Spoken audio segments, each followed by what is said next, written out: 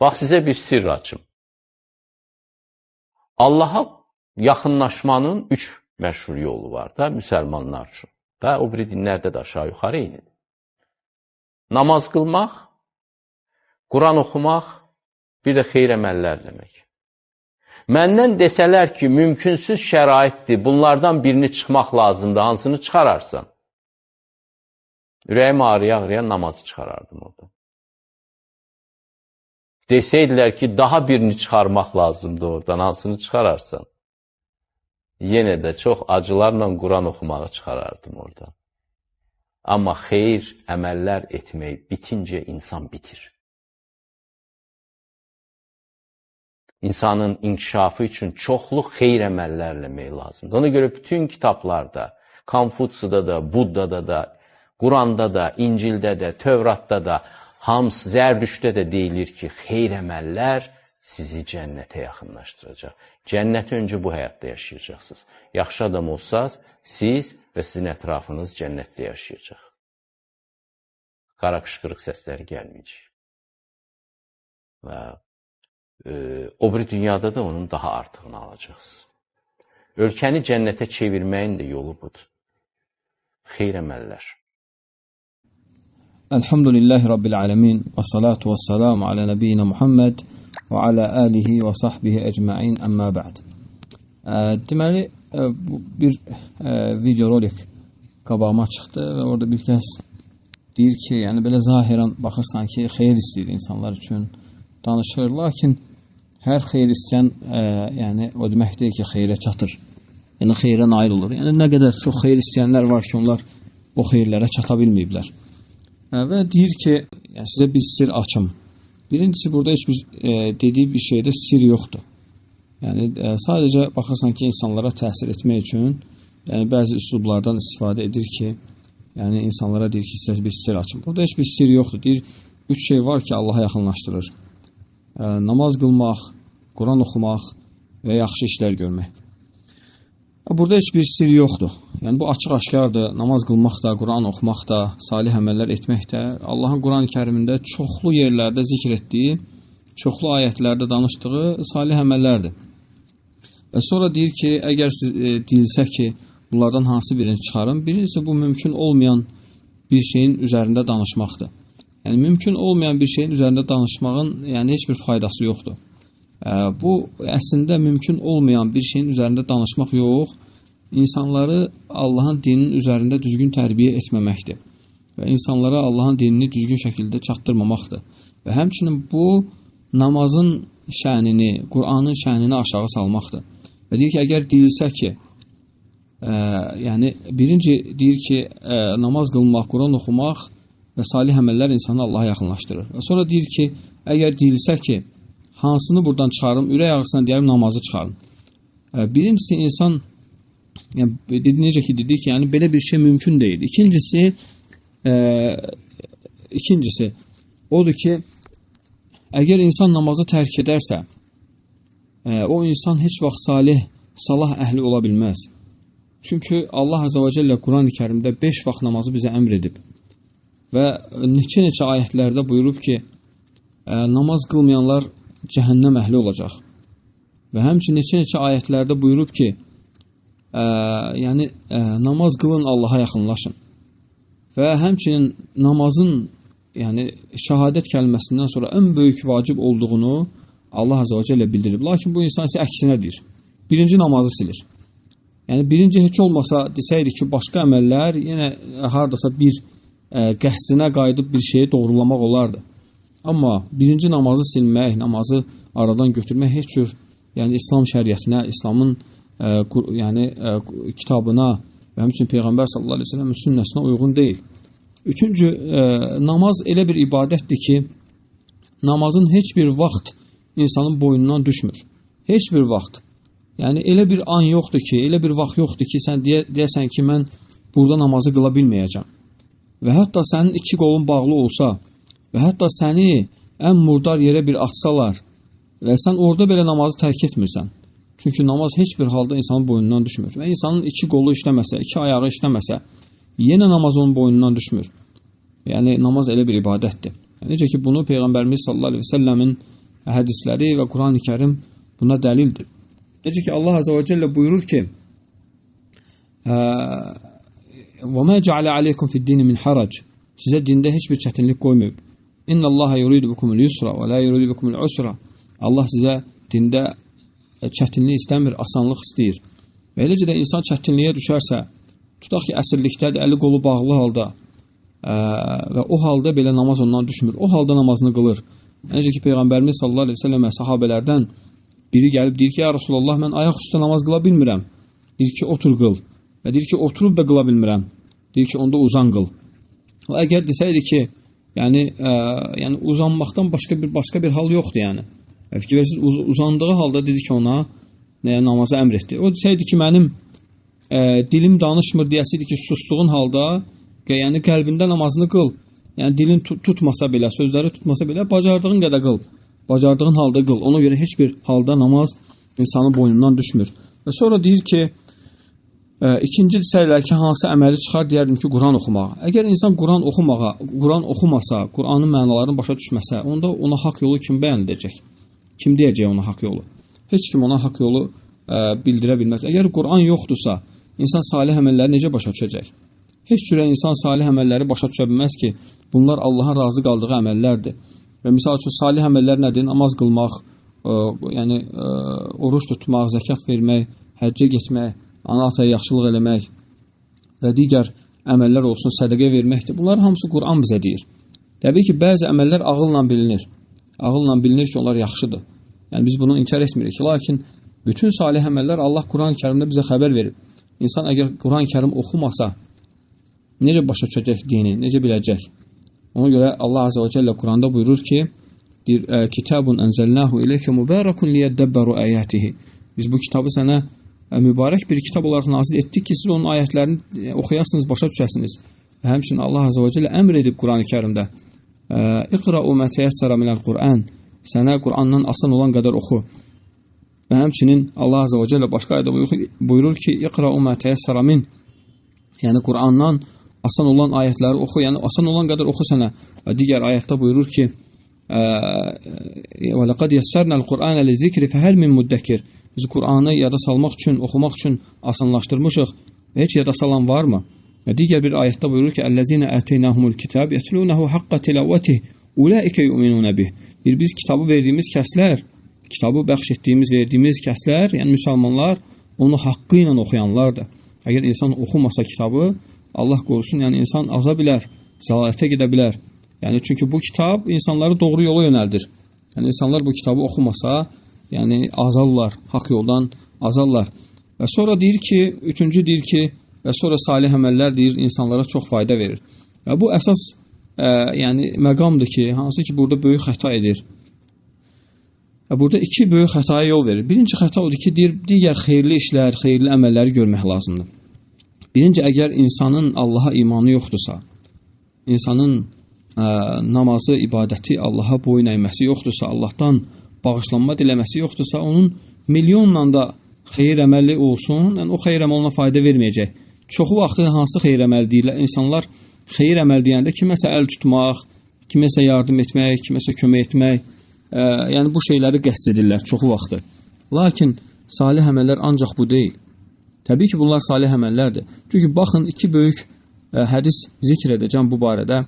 Peyğəmbər sallallahu aleyhi və səlləmdən varid olan və necə ki, Ayşə anamız radiyallahu anhə Peyğəmbər sallallahu aleyhi və səlləmdən soruşur ki, İbn-i Cüd'an adlı bir kəs haqqında. İbn-i Cüd'an cahiliyə vaxtında müşriklərdən olub. Yəni cahiliyə vaxtının ərəblərindən olub. O xeyirxah bir insan idi. Onun xeyirxah işləri var idi. Yəni salih əməlləri var idi. Deyir ki, Ayşə radiyallahu anhə deyir ki, ya Rasulallah, ey Allahın Rasulu, deyir, kənə İbn-i Cüd'an yasilur raham və yut'imul məsakin vəl-əytəm. Deyir ki, İbn-i Cüd'an yetimləri yedizdirər, yoxsulları yedizdirər və qohumluq münasibətlərini möhkəmləndirər. Yəni ancaq xeyir işlərlə məşğul olardı. Fəhəl zəlikə nəfi'uhu, deyir, o ona fayda verəcəkmi? Peyğəmbər sallallahu aleyhi ve sellem deyir ki, o ona fayda verməyəcək. Deyir ki, nəyə görə ya Rasulullah? Deyir, çünki o heç vaxt deyir, Allahdan bağışlanma diləməyib və o Allahın dininə boyun əyməyib. Allah Azza və Cəllə boyun əyməyib. Yəni zahirən görünən odur ki, o insanlar ona yaxşı desinlər deyə o xeyir əməlləri eləyirdi. Və o da fayda vermir, çünki insan əsl olan odur ki, insanlar üçün yox, yaradılmışlar üçün yox, yaradan üçün əməl etsin. Yəni, yaradan üçün əməl etməsə insan ona fayda verməyəcək. Və həmçinin yaradanın göndərdiyini təsdiq etsin, yaradanın göndərdiyi Qur'anı, onun göndərdiyi Peyğəmbəri təsdiq etsin. Əgər onun göndərdiyi Qur'an, onun göndərdiyi Peyğəmbəri təsdiq etməsə, onun salih əməllərinin heç bir faydası yoxdur. Necə ki, bu barədə Quran-ı Kərimdə ayət var. وَمَا مَنَعَهُمْ أَنْ تُقْبَلَ مِنْهُمْ نَفَقَاتُهُمْ إِلَّا أَنَّهُمْ كَفَرُوا بِاللَّهِ وَرَسُولِهِ. Deyir ki, onların nəfəqələrinin, sədəqələrinin, xeyirxah əməllərinin qəbul olmasına mane olan onların Allaha və Rəsuluna küfür etmələri oldu. Yəni, onlar Allaha küfür necə edirdilər? Allahın özünü inkar etmirdilər. Allahın göndərdiyini inkar edirdilər. Allahın göndərdiyi Qur'anı, Allahın göndərdiyi Rəsulu və Allahın göndərdiyi Rəsulun qoyduğu əhkamları inkar edirdilər. Ona görə onların heç bir salih əməlləri, onların etdiyi xeyirxah əməllər onlardan qəbul olunmadı. Bu Quran-ı Kərimin ayətidir. Və sonra ikinci hədis, ikinci rəvayət odur ki, Adi adlı sahabi olub, radiyallahu anhu, Adi ibn Hatim, Hatimin oğlu Adi, radiyallahu anhu sahabi olub, əvvəl nəsrani idi, xristiyan idi. Və deyir ki, İslam'a gələndən sonra deyir ki, ya Rasulallah, atam Hatim xeyirxah işlərlə məşğul olub. Yəni, o xeyirxah əhli kimi tanınıb. Deyir, o hardadır onun yeri? Cənnətdə yoxsa cəhənnəmdə?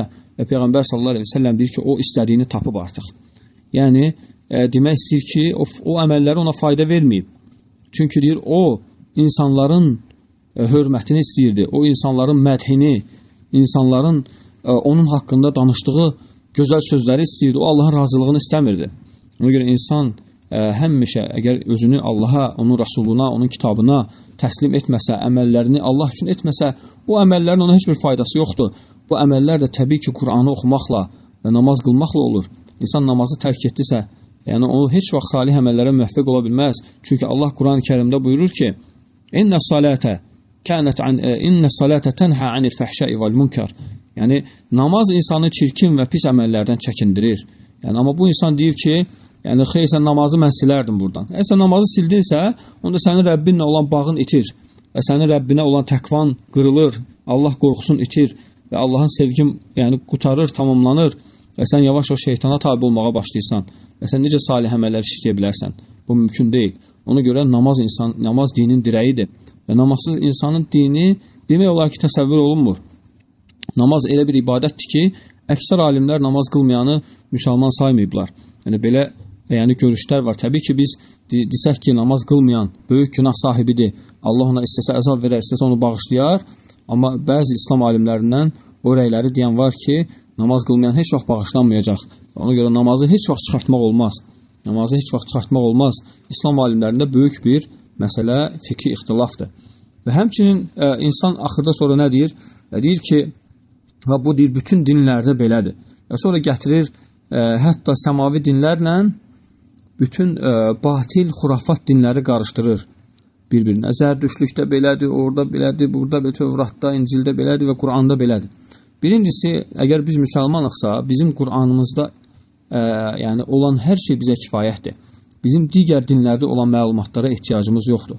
Necə ki, bu barədə Peyğəmbər sallallahu aleyhi ve sellemdən hədis rəvayət olunub ki, bir dəfə Omar İbn Xattab radiyallahu anhu Tövratı götürüb əlində Tövratı oxuyurdu. Allah Resulü sallallahu aleyhi ve sellem ona deyir ki, ey Omar, əgər Musa Peyğəmbər mənim yanımda əlində Allahın nazil etdiyi Tövrat olsaydı, o Tövratı qoyub Qur'ana tabi olardı. Çünki Qur'an Tövratın da, İncilin də, Zəburun da, bütün kitabların, İbrahimin səhifələri olsun və bütün Peyğəmbərlərə nazil olan kitablarda olan məlumatları özündə cəm edib. Necə ki, bu xəbəri, yəni bu faydanı İbn-i Qayyim rahimehullah deyir. Deyir ki, Quran-ı Kərim bütün kitabların xeyirlərini, məlumatlarını cəm edib və Allah Azze və Cəllə buyurur ki, mə farratna fil kitabi min şey.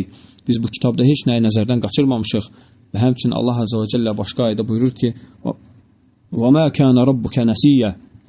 Sənin Rəbbin heç nəyi unudan deyil.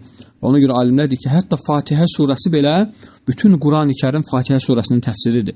Ki, Rəbbimiz 7 elə bir ayə nazil edib ki, o ayə həqiqətən böyük möcüzədir, böyük ayətlərdir onlar.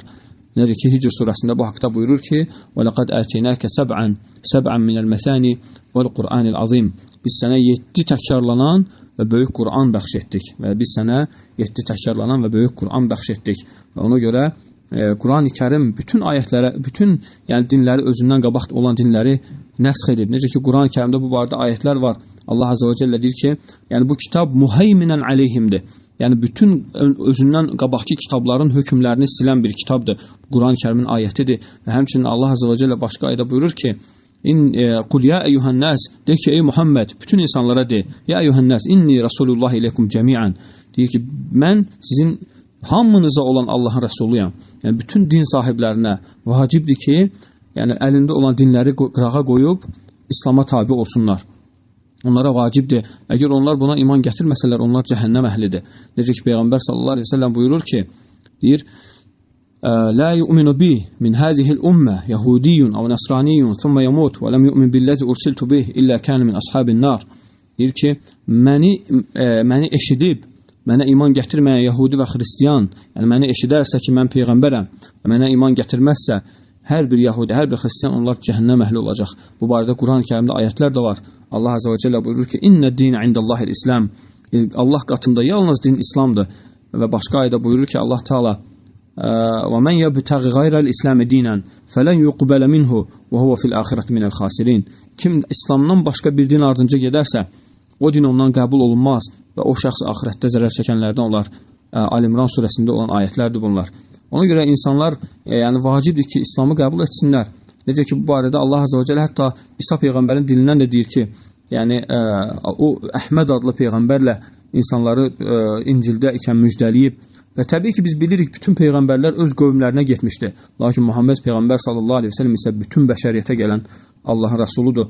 Və ona görə, əgər kim deyərsə ki, Qur'anla bərabər başqa haqq da var, başqa din də var, o insan dindən çıxmış olar, o insan kafir olmuş olar, yəni o insan gərək tövbə etsin, Allaha qayıtsın. Ona görə yəni mən bu videoda bunları eşitdim və gördüm ki, həqiqətən bu münkər bir sözdür ki, insan deyir ki, bu zərdüştlərdə də belədir. Halbuki zərdüştlük yəni heç bir səmavi dinlə əlaqəsi olmayan, o da ibadətlə bağlı olan bir dindir. Və sən necə belə bir dini tərifləyə bilərsən? Və sən necə Buddanı tərifləyə bilərsən? Hansı ki, bu bütpərəstlik dinidir. Bu kuklalara, bu bütlərə ibadət dinidir. Sən necə bunu tərif edə bilərsən? Bu əslində o dinləri insanların gözlərində bərabər göstərməkdir. Ona görə yəni insanların gözlərində dinləri bərabər göstərmək küfürdür. Əgər kim belə edərsə Allaha tövbə etsin.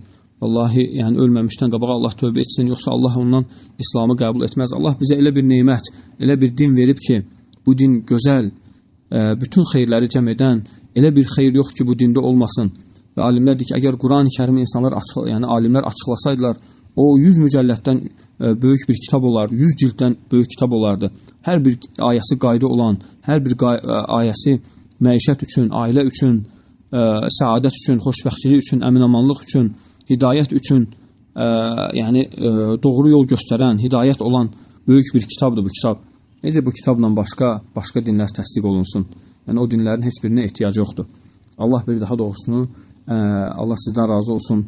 Allah Azze və Cəllə müsəlmanları həmişə haqqı haqq kimi görüb haqqa tabi olmağı və batili batil kimi görüb batildən uzaq durmağı yəni müvəffəq etsin. Və axiru da'vana elhamdülillahi rabbil alamin. Subhanakallahumma hamdik. Əşhədu en la ilahe illə ente estağfiruke və etûbü ileyk.